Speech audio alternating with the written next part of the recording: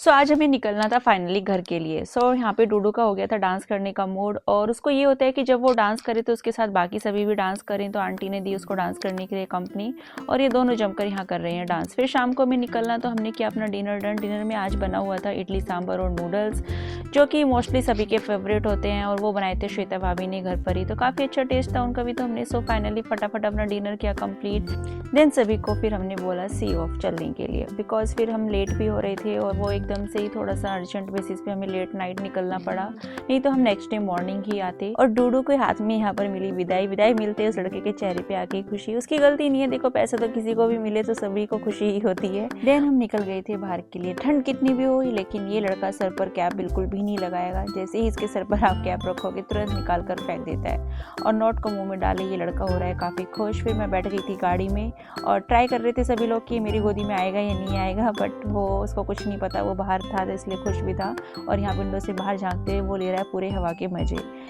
काफ़ी देर हो गई थी ड्राइव करते हुए, तो हमने सोचा कि क्यों ना कहीं एक जगह स्टॉप लिया जाए। और डूडू यहाँ बैठ गया टेबल पर। इसने जितनी भी सारी स्पून रखी हुई थी स्टैंड के अंदर, सबको एक एक करके बाहर निकाल दिया। बाहर तो निकाले, लेकिन इसमें फिर लड़के ने टेबल से नीचे भी सारी में फैला दी। लेकिन कर भी क्या सकते हैं, बच्चे के साथ में कुछ, उसको कितना भी रोको टोको वो मानेगा तो है ही नहीं। फाइनली इसने अपने फ्रेंच फ्राइज वगैरह खाए, और यहाँ पे रात के 12:30 या 1 के आसपास का टाइम हो रहा है। ये लड़का बिल्कुल ऐसे उठा हुआ था कि जैसे इसकी आंखों में नींद ही नहीं हो। देन फिर हमने नेक्स्ट डे मॉर्निंग में उठते ही घर की साफ सफाई, क्योंकि 1-2 दिन के लिए भी घर से चले जाओ ना तो ऐसी हालत हो जाती है घर में जैसे पता नहीं कितने टाइम से बंद पड़ा हो।